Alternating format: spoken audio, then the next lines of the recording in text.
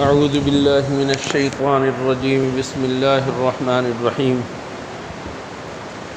اذهبا الى فرعون انه طغى فقولا له قولا لینا لعله يتذکر او یخشی صدق اللہ العظیم۔ آج جو کچھ قرآن کریم پڑھا گیا اس میں حضرت موسیٰ علیہ السلام اور فرعون کا واقعہ کافی تفصیل کے ساتھ آیا ہے۔ قصہ بیان کرنا مقصود نہیں، صرف ایک بات کی طرف متوجہ کرنا مقصود ہے کہ فرعون کیسا شخص تھا سب کو معلوم ہے کہ آج اگر سنگ دلی، قساوت اور جبر، ظلم کی جو بھی صورت ہو سکے اس کو اگر کوئی نام دیا جائے تو وہ فرعون کا نام ہے کہ یہ تو فرعون ہے۔ اتنا بڑا ظالم تھا کہ ہزاروں لوگوں کو قتل کیا، اتنا بڑا ظالم تھا کہ ہزاروں بچوں کو قتل کیا، بچوں کو، معصوم بچوں کو، نومولود بچوں کو۔ اس سے بڑھ کر سنگدلی کیا ہوگی؟ ایک طرف اس قدر جبار قسم کا آدمی تھا، دوسری طرف دعویٰ اس کا یہ تھا کہ ملک مصر کا میں بادشاہ ہوں، میں ہاں کہوں، جو جہاں کہوں وہ ہاں ہے، جو نہ کہوں وہ نہ ہے، دن کو دن، دن کو رات کہوں تو رات، رات کو دن کہوں تو دن۔ اس کا دعویٰ یہ ہے کہ میں خدا ہوں، اور خدا بھی وہ جو سب سے اعلیٰ ہے، انا ربکم الاعلیٰ۔ اس قدر جبار انسان ہے، اس قدر جبار، اس قدر ظالم۔ جب حضرت موسیٰ علیہ السلام کو اللہ تعالیٰ نے نبوت دی اور کہا کہ ہارون کو بھی تمہارے ساتھ ہم نے نبی بنایا، تم دونوں بھائی جاؤ اس کے دربار میں اور اس کے سامنے دعوت رکھو،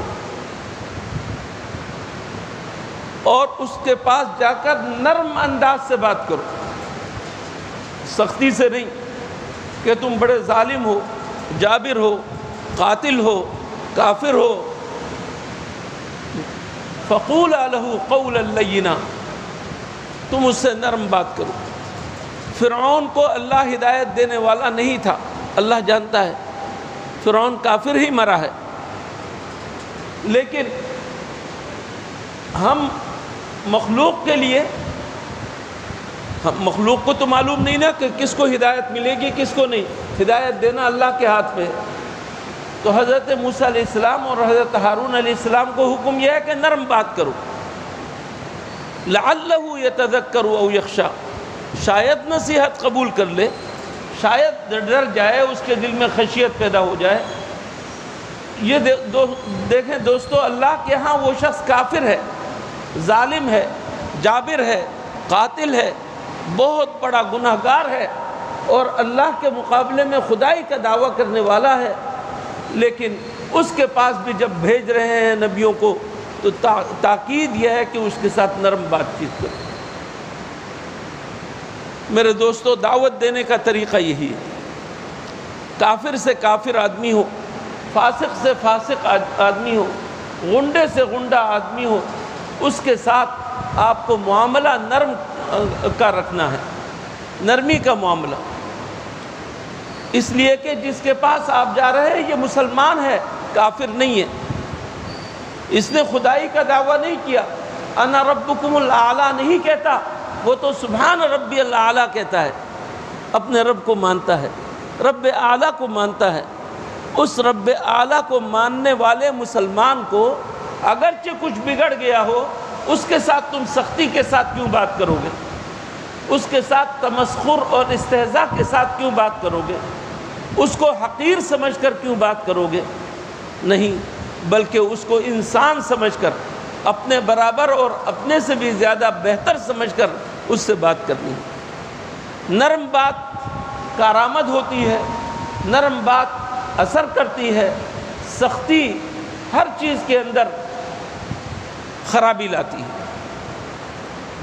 حضور اکرم صلی اللہ علیہ وسلم کی حدیث ہے کہ جس چیز کے اندر نرمی شامل ہو گئی اس چیز کی خوبصورتی میں اضافہ ہو گیا، اور جس چیز کے اندر شدت آ گئی اس کے اندر عیب پیدا ہو گیا، اس کے اندر عیب آ جاتا ہے۔ تو میرے دوستو، آج ہم دعوت دینے کے لیے جب کسی کے پاس جاتے ہیں تو اپنے آپ کو برتر سمجھ کر جاتے ہیں کہ دیکھو میں نمازی ہوں، میں روزے دار ہوں، میں تو نفل پڑھنے والا ہوں، میں ہوں۔ یہ بات لے کر ہم دوسروں کے سامنے جا رہے ہیں، نہیں، اپنے آپ کو یہ سمجھو کہ میں بھی اس کی طرح ایک مسلمان بھائی ہوں، اس کو اللہ نے ہدایت کے راستے پر اللہ نے نہیں چلایا، مجھے اگر راستے پر چلا دیا تو یہ کوئی گھمنڈ کی بات نہیں ہے، کوئی بعید نہیں کہ مجھے اللہ تعالیٰ ایک طرف کر دے اور اس کو ہدایت دے دے۔ کس بنیاد پر تمہیں گھمنڈ ہے؟ اس وجہ سے کبھی بھی دل میں کسی مسلمان بھائی کو دیکھ کر، اس کے گناہ آلود کاموں کو دیکھ کر اس کی ذات سے نفرت نہیں کرنی چاہیے اور اس سے نرمی کا برتاؤ کرنا چاہیے، اپنے دل پر جبر کر کے نرمی کا برتاؤ کرنا چاہیے۔ ایک آدمی کے پاس آپ گئے اور اس نے جھڑک دیا، کہا کہ جاؤ، تم کون سے اچھے آدمی آئے ہو۔ اب آئندہ سے آپ نے اس کی طرف رخ کرنا ہی چھوڑ دیا، اور جب بھی اس کا ذکر آتا ہے تو آپ کہتے ہیں کہ نہیں، وہ اچھا آدمی نہیں ہے۔ آپ کو یہ کہنے کا حق کس نے دیا کہ وہ اچھا آدمی نہیں ہے؟ وہ تو تمہارے لیے آزمائش بن کر اللہ نے اسے پیدا کیا، آزمائش بنا کر اللہ نے بھیجا تھا کہ تم کس طریقے سے چلتے ہو اور تم اس کے ساتھ کیا معاملہ کرتے ہو۔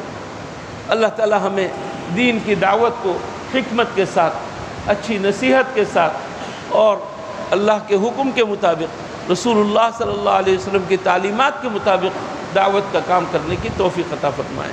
وآخر دعوانا ان الحمد للہ رب العالمین۔